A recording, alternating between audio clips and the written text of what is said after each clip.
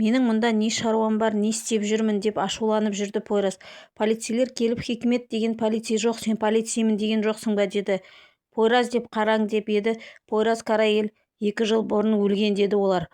Мүнтазға зваңдаң деді Пойрас. Жарайды, күте тұр деп еді. Күте тұр дейді ғой деп ол тағы ашуланды. Бахри Чынарға қару тақап ұстап тұрды. Ұлымды қоя бер, мен білмеймін дедім ғой деді Невра. Қызым мен Синанды қайтарғанша ұлың менде болады деп Бахри Чынарды алып кетті. Жіберіңдер деп келе жатыр еді артынан. Әкемнің сөзін естідің, қаншалықты сенімді екенін де көрдің. Оларды беріңіз бізге деді Садриддин. Пойразға бірдеңе ішесің бе деп еді. Телефонымды әкеліп бересің бе балама, звондауым керек деді Пойраз. Айтып отырған адамыңның номерін берші деді полицей. Пойраздан хабар бар ма, жоғалып кетті, суреттерді беріп қойған шығар деді бастығы. Полицей Мүнтазға звондап, Пойраз Карайелді танисың ба деді. Ол сендер деме, қазір барамын деді Мүнтаз. Бастығына бір шаруам шығып қалды, прокурорға баруым керек деп шығып кетті. Бұл істің өте ауыр болады деді Чынар Бахриге. Біз алдын ала өтеуін төлеп қойғанбыз деді Бахри. Егер Айшагүл мен Синанды ұрлап кетсе, апамның не қатысы бар? Бір-екі рет сөзге келдік екен деп, оны кінәлау керек пе деп сөйледі Чынар. Пойраздың үйіне қарулы адамды жібердің, соны сөзге келу дейсің бе деп еді Садриддин. Оны мен істедім. Апамның не қатысы бар деді Чынар. Невра қандай да бір топпен серіктес болып алды деді Бахри. Ағам солай істеді деп еді. Сен солай ойлайсың. Қалған апаң айтып берер, оған берген уақытымда бітейін деп қалды деді Бахри. Эда бір адаммен сөйлесіп, қызының фотороботын істеп, телефон сигналынан қызын көрген жерді анықтап, шашына әкел деді. Эдаға Сабаш звондап, үйге қажет заттарды алдың ба деді. Сонымен айналысып жатырмын деді Эда. Зұлпхар Мелтемге суреттер алып келді. Екеуінің түскен суреттерді көрсетіп, есіңде ме деп еді. Ол есімде жоқ деді. Пойраздың суретін көрсетіп еді. Ол менің ағам деді. Синанның суретін көріп, оны да танимын деді. Айшагүл мен Синан Пойразды әлі күтіп отырды. Сендердің адамдарың хабарсыз кетті. Сендер куәгер боласыңдар. Біз куәгерлерді тірі қалдырмаймыз деп келді оларды ұстап отырған адамның біреуі. Баланы жібер деп еді Айшагүл. Жоқ, мен сенсіз ешқайда бармаймын деді Синан. Тағы бір рет хабарласып көрейін деді ол. Мүнтаз келіп Пойразды босатты. Пойраз Мүнтазды құшақтап алды. Телефон керек, олар менімен хабарласа алмай жатыр деді Пойраз. Олар звондап жатырды. Пойраз жағдайды түсіндірді. Мекен жайды айт, барам деді Пойраз. Ол қайда баратынын айтты. Мүнтаз маған көлік керек деп еді. Пойраз мынаны ал, менен алғаныңды айтпа деп кілт берді. Бастық сені аңдып жүр, абайлап жүр деді Мүнтаз. Бастықтары оларды қарап отырды. Арнайы топты шақыр деді қасындағы адамға. Невра Бахридің үйіне келді. Ұлым қайда, дереу маған берің. Әйтпесе жаман болады деп еді. Не болады, айқайлайсың ба деді Бахри. Айшагүл мен Синан келгенше Чынар осында болады деді Садриддин. Неге түсінбейсіңдер, мен істемедім дедім ғой деп ашуланды Невра. Пойраз Айшагүл мен Синанды алуға келді. Екеуін көрсет деді Пойраз. Оларды көрсетті. Босатыңдар деп еді. Алдымен біреуін босатып, суреттерді тексерем. Бәрі жақсы болса екіншісін беремін деді. Біреуін таңда деді. Ол кімді таңдарын білмей тұрғанда Айшагүл ымдап Синанды көрсетті. Ұлым келсін деп еді. Жоқ, ұлың қалады деді. Айшагүлді жіберді. Айшагүлге сыртта көлік күтіп тұр. Бар деді Пойраз. Ол картаны беріп жатыр еді. Барлау қызметінің адамдары келді. Оларды көріп Синанды алып кетіп қалды. Бастық келіп Пойразға суреттер қайда? Ол суреттер еліміз үшін қажет деді. Балам оларда деп айқайлады Пойраз. Айшагүл әкесіне звондап, мен құтылдым. Синан олардың қолында деді. Осында кел, Чынар мен Невра да осында деді Бахри. Телефонды Пойраз алып, әке оларды жіберме, Синан соларда. Невра оның қайда екенін білуі мүмкін деді. Эда мен Сабаш мейрамханада отырды. Біреу звондап, камераларды өшірдік аға деді Сабашқа. Ол Эдаға қол жуып келемін деп әжетханаға барып ағасын өлтірді деген Невра берген суреттегі адамды өлтірді. Эдаға келіп бұл жер ұнамады, есеп алдырайық деп жиналды. Пойраз ашуланып жылап отырды. Айшагүл оны уайымдамасын деп барынша тыныштандырып отырды. Синанды әкеліп қайтадан қамап тастады. Невраға Чынарды әкелді. Олар кетеміз деп еді, кетпейсіңдер деп жатыр еді Бахри. Пойраз келді. Чынарға ол ұйымда жұмыс істейді деді. Ол ұйымда ағам істеді деді Чынар. Пойраз Явузды өлтіріп, бәрін оның мойнына ілдің. Айт деді. Мен істедім деді Невра. Чынар, сен істедің бе деп ашуланып айқайлады. Әлі де айтпайсың ба деп айқайлап еді Пойрас. Сенің кесіріңнен олар менімен байланысты үзді. Сені тауып өлтіреді, сосын мені өлтіреді, деді Невра. Чынар жалтырбастың тапаншасын алып сені өлтіремін деп Невраны атайын деп жатырғанда Бахрилер оны ұстады. Тапанша атылды. Чынар Невраны атайын деп жатқанда Сүңгіл Садридиннің алдына тұрды. Чынардың атқан оғы Сүңгілге тиді. Садридин, сенің есің дұрыс па деп Чынарды ұрып жіберді. Мен байқамай қалдым, деді Чынар. Сүңгілді ауруханаға алып кетті. Айт, деп Невраға тағы ашуланды Пойрас. Олар менімен байланысқа шықпайды деп еді Невра. Онда сен шығасың, деді Пойрас. Ол шын айтуы мүмкін. Олар енді Невраны да өлтіреміз деді Айшагүл. Олар енді саған да сенбейді. Ескі шиша фабрикасына шақырса, балаңды да өзіңді де өлтіреді, деді. Ол адам өлтіретін жер. Олар саған өздері хабарласады, деді Невра. Олар звондады. Балаң саған ренжеді, деді. Ол қалай деп еді Пойрас. Жақсы, тек жылай береді деп еді. Ар жақтан Синан өтірік айтады әке деп айқайлап тұрды. Түнгі онда ескі шиша фабрикасына кел. Бірдеңе істейтін болсаң, оны өз қолыммен өлтіремін, деді. Жарайды, жалғыз барамын, деді Пойрас. Қайда кел деп айтты деп сұрады Айшагүл. Ескі шиша фабрикасына кел, деді деп Невраға қарады. Басқа бір ұсынысың бар ма деп еді Бахри Невраға. Суреттерді маған беріңдер, бір амалын табам. Ол суреттер Чынар екеуміздің тірі қалуымыздың кепілдігі. Өзің де мүмкін Синанды құтқарудың бір амалын табарсың деп еді Невра. Пойрас, жақсы, бәріне келісемін, деді. Бахри, керек емес, Синанды өзіміз құтқарамыз деп еді. Тағы ескі қателігімізді қайталамайықшы, деді Пойрас. Синан сонда қазір ескі шиша фабрикасында ма деп сұрады Жалтырбас. Жоқ, ол тек айырбас жасайтын жер. Тек бір адамды ғана білеміз. Мүмкін сол арқылы табарсың, деді Невра. Топ мүшелері бірін-бірі танымайды, деді. Жақсы, ол адам Синанды тауып берсе, картаны да аласың, Чынарды да аласың. Бұл жерден бір жола кетесіңдер деп шарт қойды Пойрас. Бір мекен жайды берем, соған барып Мендух сәлем айтып жіберді десең есік ашады, деді. Сүңгілді ауруханаға емес, бір таныс дәрігерге апарамыз. Ауруханаға апарсақ, полицейлер келіп сұрақтың астына алады деп еді. Бұған менің өлгенім керек. Әй, мен сен үшін кеудемді оққа тақадым ғой, деді Сүңгіл. Не деп шошып кетті Фатих. Я, өзім де таң қалдым, деді Садридин. Пойрас Невра айтқан адамға бара жатырды. Айшагүл, сақ болшы, саған ештеңе болмайды ғой деп қорқып тұрды. Пойрас шығайын деп жатқанда қайта кірді. Бастық адамдарымен келе жатыр, мені көрсе жібермейді деп еді. Бахри, туннелден шық, деді. Бастық келді. Пойразды бер, деді. Ол баласын құтқаруға кетті, деді Бахри. Енді болмағанда қызымның өліміне себепкер болатын едің деп еді Бахри. Көріп тұрғанымдай қызың қасыңда ғой, деді. Оған бірдеңе болғанда сені кешірмейтін едім, деді Бахри. Пойразда маған тиесілі зат бар деп еді. Маған ештеңе айтпа, деді Бахри. Қаншама жыл доспыз, сені сыйлаймын, сенде мен жек көрмейсің. Босқа араздаспайық, деді ол. Пойрас қайда, деді. Синанды алуға кетті деп еді Айшагүл. Оны түсінемін, бірақ бұл мемлекеттік іс қой, деді.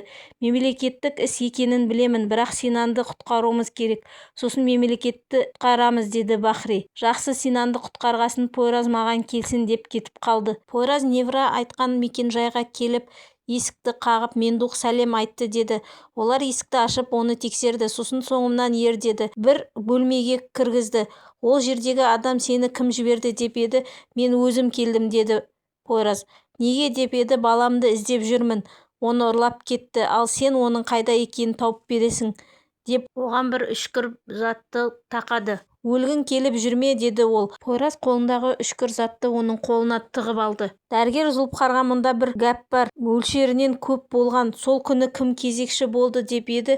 Медбике Неджими болды, деді. Дәрігер шығып Неджимиді шақырып еді. Шұғыл шаруам бар деп отырды ол. Медбике келіп, науқастың жағдайы нашар деп дәрігерді алып кетті. Зұлпқар мына сұмырайда бірдеңе бар деп келе жатырды.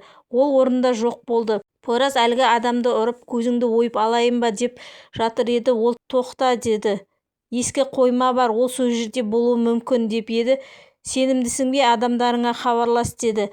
Ол звондап, сендерде Синан деген бала бар ма, оған көп тиіспеңдер деп еді. Ол жақсы, деді. Мекен жай, деді Пойрас. Ол жазып берді. Бәрін атып шығайын деп жатқанда оның алдына екі адам қару кезеп тұрды. Екеуін артынан біреу атты. Эда келіп тұр екен. Сен қайдан жүрсің деп еді. Пойраз Айшагүл звондады. Шыдай алмадым, келдім деді Эда.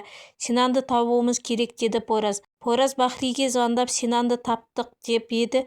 Невра шын айтыпты ма? Онда оларды жіберейін, бірақ бұл жолы жігіттер сенімен барады, жалғыз бармайсың деді Бахри. Невраға үйімнен жоғалыңдар деп еді. Суретті алайын деді Невра. Бахри картаны беріп жатырып жерге тастап жіберді. Ол картаны көтеріп алып кетейік балам деп еді. Мені балам деме деді. Зұлпқар Неджеме қайда деп біреуден сұрап еді. Ол қазір келіп қалар, осы жерде болу керек деді. Жалтырбас Зұлпқарға звондап Синанды таптық, алуға барамыз деді. Жақсы, қазір барамын деді Зұлпқар. Кетіп бара жатырғанда Неджеме өтірік ауру болып киініп алған, жарға қарап тұрды. Чынар, қалай ғана ағамды өлтірдің? Ол сенің балаң емес пе деп еді. Соның кесірінен бәрімізден айырылатын едік деді Невра. Өз балаңды қалай ғана өлтірдің деп ашуланды Чынар. Не сонда сол үшін бәр байлығымнан айырылуым керек пе? Сен үшін істедім, екеуміз үшін істедім деп ақталып жатырды Невра. Апа, не сені жындыханаға жатқызуымыз керек, не мен бұл үйден кетуім керек деп Чынар шығып кетіп бара жатыр еді. Жоқ, кетуші болма, мені жақсылап тыңда. Екеуің екі түрлісіңдер. Садық сенің әкең емес, сен менің сүйген адамымнан қалған жалғыз жәдігерімсің деді Невра. Қалай әкем менің әкем емес пе? Сені өлтірмей тұрғанда кетуім керек деп шығып кетті Чынар. Пойраздар Синанды ұстап отырған қоймаға келді. Синан бұтыма жіберетін болдым, ашыңдар деп есікті тарсылдатты. Есікті ашып баклажка беріп еді. Жоқ, ол емес, үлкен деді Синан. Оны алып шығып әжетханаға келді. Синан қашып бара жатыр еді, оны көріп қалып артынан қуды. Ол телефонмен біреуге одан айырылып қалдым деп жатыр еді. Синан артынан барып лестницадан итеріп жіберді. Сосын телефонын алып қашып кетті. Пойраздар ішке кірді. Синан тығылып қалды. Пойраз біреуін ұстап алып, балам қайда деп еді. Ана бөлмеде деді. Синан әкесіне звондады. Қаштым, бір бөлмеде менің артымнан бір адам аңдып жүр деді. Пойраз Синанмен сөйлесіп келе жатырды. Артындағы адам оның даусын естіп тауып алды. Пойраз қару атылғанын естіді. Синан деп еді, ол үндемей қалды. Пойраз келгенде Синан жоқ болды. Ол орманда қашып бара жатырды. Әке деді. Пойраздар бөлініп оны іздеді. Артындағы адам оны тауып ұстап алды. Әке деп айқайлады Синан. Ол тағы қашып кетті. Пойраз Синанды тапты. Ол әкесіне жүгіріп келе жатырғанда көлік қағып кетті. Пойраз Синан деп айқайлап қасына келді. Қағып кеткен көліктегі адам қорқып кетіп қашып кетті.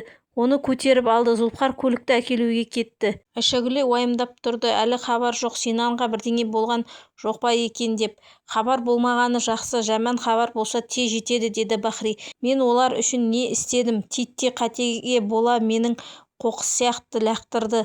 Әсіресе ұлым деп ашуланды Невра. Маған не тапсырасыз деп еді Зеки. Оны табыңдар деді Невра. Пойраздар Синанды ауруханаға әкеле жатырды. Оның телефонына звондап жатырды. Ол Синан ұйықтап қалмасын деп оған сөйлеп отырды. Эда телефонды алды. Айшагүл, Пойраз қайда деді. Синан жақсы ма деп еді. Жақсы, бәрі жайсыз жағдай болды. Біз ауруханаға бара жатырмыз деді Эда. Айшагүл ары қарай сөйлесе алмай әкесіне берді. Қай ауруханаға барасыңдар деп сұрады Бахри. Айшагүлге ауруханаға барамыз деді әкесі. Чынар қонақ үйде жатырды. Ол естігендерін есіне алып қиналып жатырды. Біреу есік қақты. Ол мазаламаңдар деп еді. Қоймады. Тұрып есік ашып еді. Невра келіп мені тыңда деді. Мені әкең бай болғасын күйеуге берді. Амал жоқ, келістім деп ол Чынарға айтып жатырды. Айшагүл келіп Пойразды құшақтап Синан қалай деп еді. Білмеймін, миына қан кетуі мүмкін деп айтты дәрігер деді Пойраз. Синанға ештеңе болмайды, ол жазылады деді Айшагүл. Сүйген жігітіммен Явузды алып қашып кетеміз деп ойладық. Ол кездесетін жерге келмеді. Садық біліп қойып оны өлтірді деп ойлаймын. Сөйтіп жүргенде сен дүниеге келдің. Олар бірсе сенің компаниядағы үлесіңді тартып алатын еді. Сосын екеуміз дымсыз қалатын едік деді Невра. Сенде Айшагүл мен Пойразды өлтіргің келді ғой деп еді. Мен ол кезде басым істемей кетті. Ол кеңесті сен бердің маған. Кет, жоғал, сен өз балаңды өлтірдің деп айқайлады Чынар. Дәрігер Синанның жағдайы жақсы, уайымдайтын ештеңе жоқ деді. Сүңгілді үйіне әкелді. Ана баспалдақтан қалай көтерілемін деп еді. Мен көмектесейін деді Фатих. Жоқ, өзім деп Садриддин Сүңгілді көтеріп жоғарыға алып бара жатырды. Фатих қарап тұрды. Пойраз бен Айшегүл Синанның қасына келді. Олар сөйлесіп отыр еді. Синан жылады. Бір сәтке мені құтқаруға келмейтін шығарсың. Енді сені көрмейтін шығармын. Өлетін шығармын деп ойладым. Енді мені ешқашан тастап кетпеші, әке, өтінемін, жалынамын деп жылады Синан. Пойраз шыдай алмай шығып кетті. Әжетханаға келіп жылады. Ертең жолығайық деді Пойраз Жалтырбас пен Зұлпарға. Тақырыбы кек алу деді. Сабаш біреумен сөйлесіп отырды. Бір адам іздедім. Қару-жарақты тасымалдау ісіне құлқыны кең мафиялар керек емес. Сондай адам білсең айт деп еді Сабаш. Ол бір адам бар, Бахри Оман. Уәдесінде тұрады, кез келген есікті оңай ашады деді. Ол бізбен заңсыз тауар тасымалдау ісіне келісе ме деп ойланып отырды Сабаш. Сосын не тасымалдап жатқанымызды білмесе келіседі деді өзі. Әркімге сене бермейді деп еді, мен оның сеніміне кіремін деді Сабаш. Зұлпар Мелтемді Синанға әкеле жатырды. Ол Пойразды көріп, анау ағам ғой деді. Пойраз оны құшақтап жатқанда итеріп жіберді. Қанша жылдан кейін деп Пойраз түсінбей тұрды. Зұлпар ол ұмытып қалған деді. Сүңгіл Садриденге мені караокеге апаршы деп жалынды. Садриден апарам деп келісті. Мелтемді Синанға әкелді. Ол ішке кіріп Айшегүлді көріп, Айшагүл деді. Ол Айшегүлді таныды. Зұлпар, сен мені әдейі танымайсың ба деп ашуланды. Ол Синанмен сөйлесіп қалды. Пойраз Айшегүлді шақырды. Зұлпар екеуі Мелтемнің есін жоғалтып алғанын айтты. Сабаш Бахриге келді. Сіз туралы көп естідім. Кіммен таныссам да сіздің қамқорлығыңыз бен даналығыңыз жайлы айтып, сонымен сізбен танысуға арнайы келдім. Қабыл алыңыз. Құр қол келмей тарту ала келдім деп таспиық берді Сабаш. Бұл өте құнды таспиық. Жай танысуға келгенде тарту ететін емес деп еді Бахри. Бұйымтайымды сұрап отырсыз ғой, іскерлік ұсыныс айтуға келдім деді Сабаш.